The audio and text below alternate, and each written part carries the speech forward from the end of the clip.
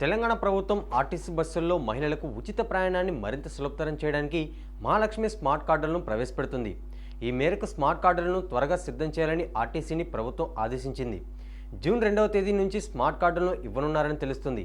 Smart కార్డులు వస్తే మహిళలు ఆధార్ కార్డులు వెంట తీసుకెళ్లాల్సిన అవసరం ఉండదు. రాష్ట్ర బడ్జెట్ సన్నాహక సమావేశంలో భాగంగా ఆర్థిక శాఖ మంత్రి మల్లు భట్టి విక్రమార్క సచివాలయంలో రవాణా శాఖ మంత్రి పొన్నం ప్రభాకర్, ఆర్టీసీ ఎండీ నాగిరెడ్డితో పాటు ఇతర అధికారులతో సమావేశం నిర్వహించారు. 2026-27 రాష్ట్ర బడ్జెట్లో ఆర్టీసీకి నిధుల కేటాయింపు ప్రతిపాదనలను ఎండీ నాగిరెడ్డి భట్టి విక్రమార్కకు వివరించారు. ఈ నేపథ్యంలో మహాలక్ష్మి ఉచిత ప్రయాణ స్మార్ట్ కార్డులను వీలైనంత త్వరగా మహిళలకు అందించాలని భట్టి విక్రమార్క ఆదేశించారు. స్మార్ట్ కార్డులకు సంబంధించి 3 డిజైన్లను ఉప ముఖ్యమంత్రి, రవాణా శాఖ మంత్రులకు ఎండీ నాగిరెడ్డి చూపించారు. వీటిని ముఖ్యమంత్రి రేవంత్ రెడ్డికి చూపించాలని నిర్ణయించారు. చిప్పులతో కూడిన ఈ స్మార్ట్ కార్డులకు 70 కోట్ల రూపాయల వరకు ఖర్చవుతుందని అంచనా వేశారు. ఈ మొత్తాన్ని ప్రభుత్వం ఆర్థిక సహాయంగా ఇవ్వాలని అధికారులు విజ్ఞప్తి చేశారు. ఇది కాగా మొదటి జిల్లాకు ఒక మండలంలోని పైలట్ ప్రాజెక్ట్ కింద స్మార్ట్ కార్డులను అమలు చేస్తామని ఆర్టీసీ అధికారులు తెలిపారు.